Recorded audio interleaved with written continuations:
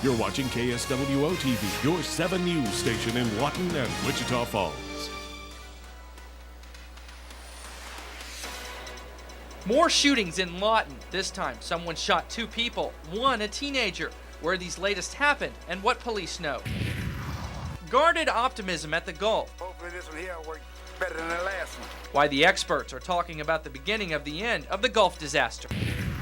Fewer sheriff's patrols, possible jail layoffs, and maybe even shutting down the jail itself. Crime's going to rise.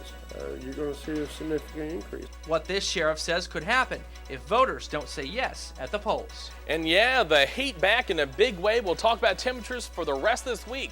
Up next. This is 7 News. You can count on us. A double shooting overnight in Lawton. That's first at 5. We have the newest information on this story we first told you this morning.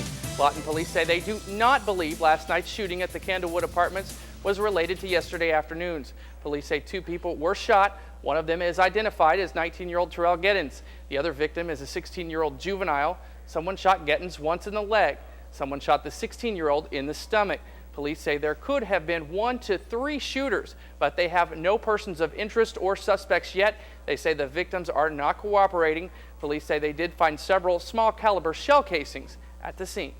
Blame it on the booze. Police believe a woman who ran into a light pole last night in Lawton had been drinking. It happened just after midnight at 24th and West Lee.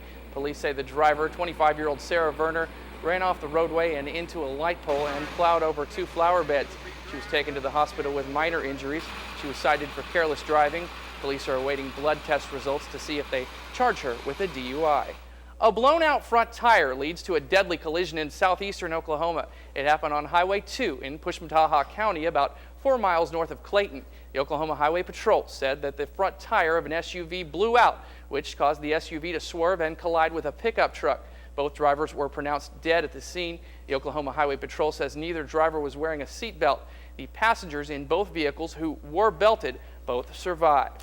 In Texas, a police confrontation caught on tape results in the suspension of an officer. See for yourself. The video shows a police officer pushing a woman to the ground. He then waves his baton at a crowd of bystanders. The officer said the woman had been in a fight earlier and called her an instigator. At the time, the department felt the officer violated the use of force policy and he was suspended. He has since been reinstated. Well, Tillman County could soon see fewer sheriff's patrols, possible jail layoffs, and maybe even shutting down the jail itself. That's what the sheriff says could happen if a countywide sales tax does not pass on July 27th. The tax would be to help shore up the finances at the county jail. The jail is pretty new. It was built in 2001, but the problem is the county had to take out a loan to pay for it. And until now, the payments have been generated by housing prisoners for the State Department of Corrections. But now DOC is cutting back, so the county won't be able to rely on the state any longer. Voters will decide on a half-cent sales tax on the 27th, so I wanted to see exactly how that could save the jail. The sheriff tells me it would generate about $175,000 per year for the duration of the bond, which is 24 years. One business owner I talked to said it's a small price to pay to avoid chaos in the county. Dennis Williams has lived in Tillman County all his life. He owns a convenience store and says the new tax might affect his sales a bit. Go to the Texas area where they pay less taxes. It's already a fact, and it's already hurting the city economy because people going to Texas and for their food and not paying sales tax. But he says overall it won't be a big hit. And it's only going to cost you a penny more. So people really don't think about it as that much because it's so little. Sheriff Bobby Whittington says if voters don't pass the sales tax, they won't see his deputies anymore. What they could see is chaos. Crime's going to rise. You're going to see a significant increase. And that includes the war on drugs. The drug dealers would take over if we're not out there doing our job. Whittington says they'd have to lay off their jailers and turn the deputies who regularly patrol into jailers. He says that's just asking for trouble. If we sustain a lawsuit here at the facility or the facility goes bankrupt, this can be placed on property tax rolls. Meaning Tillman County citizens would end up paying anyway. Well, if this jail closes, a lot of things that are tied to the safety and security of our citizens are here.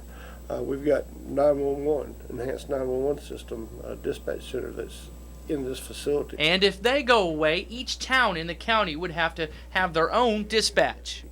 If it closes, 911 doesn't have the funds to find another location and move to that location. And Whittington says that's at odds with what he was sworn to do. My job is to protect the citizens of Tillman County, but I can't do it if we don't have the money. Money that could come from businesses like Dennis Williams if the voters okay the sales tax. We're in a convenience store. Convenience store means it's thanks for convenience. And if you want a soda pop, you're still going to drink a soda pop.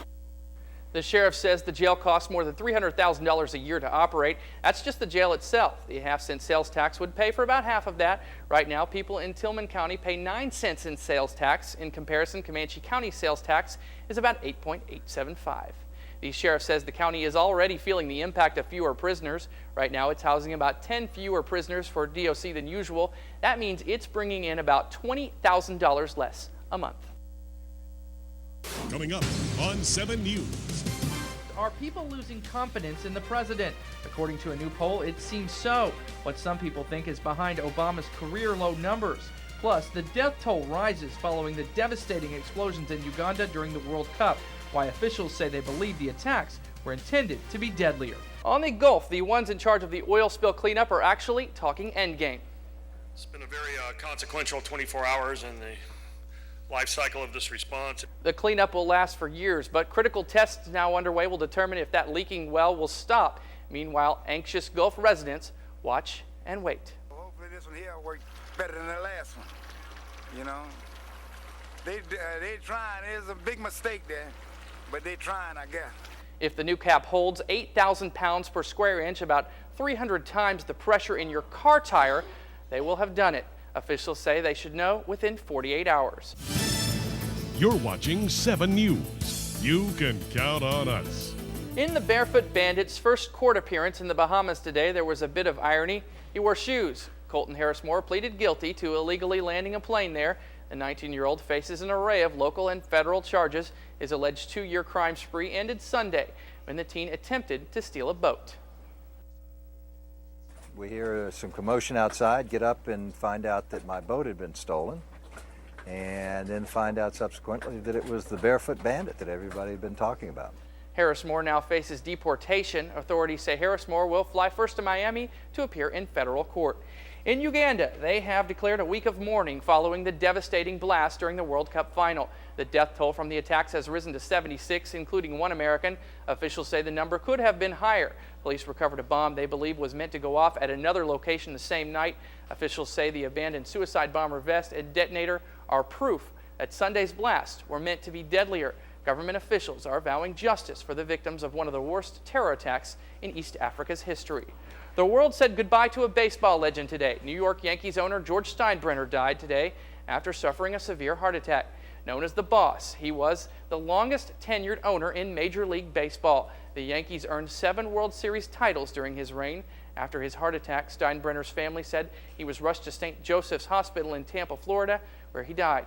Steinbrenner was 80.